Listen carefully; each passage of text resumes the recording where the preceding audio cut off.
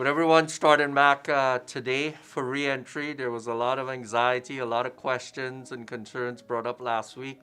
I think most, if not all, have been addressed. I would say that overall, at this point in time, things are going well. We are going to expect some minor hiccups this week, next week. That's to be expected.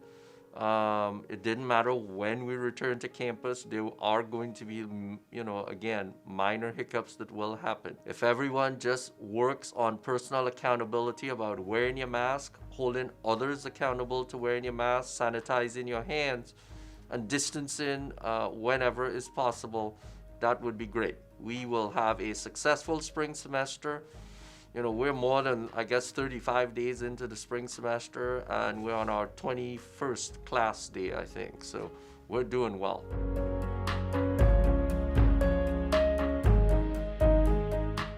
Part of the pandemic planning pre-COVID, we had created a closed pod plan, which would be the process on how we would vaccinate and roll out vaccination to keep Auburn operations running and open.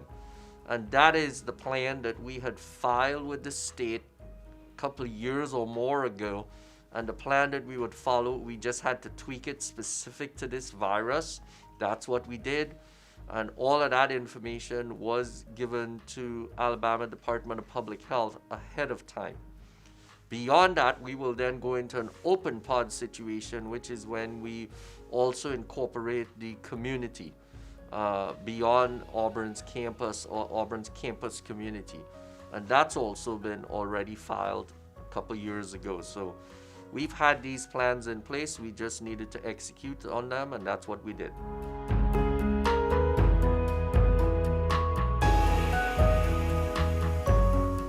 So like with any planning, right? If you have it all planned and organized, you know what your location is, which personnel you're going to pull from, how the teams are going to work, who's going to handle communication, who's going to handle logistics.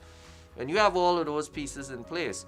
It's a lot easier to execute than trying to put it all together at the last minute. We did not have that problem. The only problem we had was on the other side, which is getting entities who we plan to immunize at the start, getting them to respond to the plan. And we were able to get that. Like I said, I'm very proud of the fact that we received vaccine about 9 in the morning, and by about 3:30 that afternoon, we were putting the first shots in people's arms, and we're able to do that every day after that. So the plan worked as well as could be expected, and better than most entities.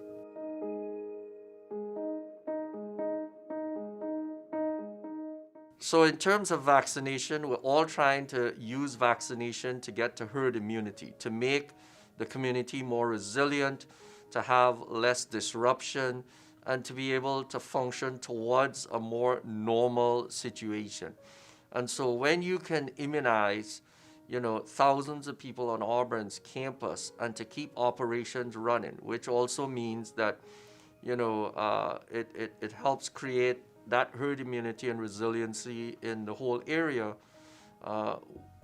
We are so interconnected with Auburn, the community, that it helps tremendously. And then having EAMC simultaneously immunize the community, we're creating an opportunity for us as a whole to get back to normalcy into the summer and possibly into the fall, and maybe bring back the vibrant Auburn that we've enjoyed in prior years.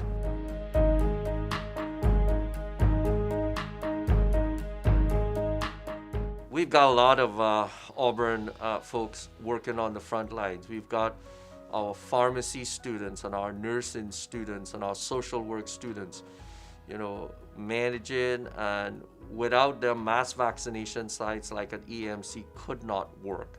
So they're giving out vaccines, drawing up vaccines, working with the logistics, contact tracing.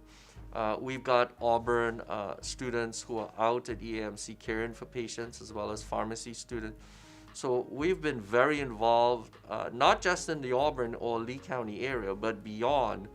We've got students and faculty members all over being on the front lines, helping us work our way through this pandemic.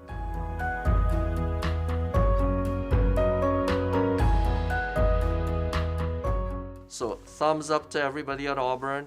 Last week we surpassed the number that we needed to get for sentinel testing to be beneficial. We want to make that a consistent and a committed effort. We need to, again, have people who are invited to please respond, especially the students. Especially the students.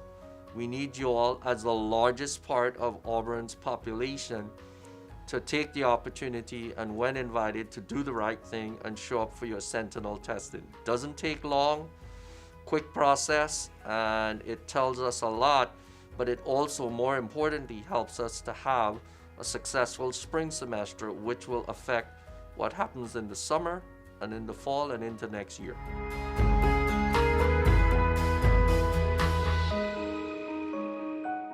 I've gotten some questions regarding double masking. So here's my opinion, okay? It has more to do with the filtering capacity and the layers of the mask.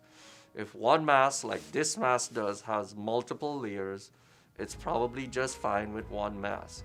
If, however, you don't feel that you have that level of filtration and masking, then you need to consider, again, improving your mask situation if you have to temporarily double mask. But I encourage most people to just stick with a single mask. It's a lot easier to manage.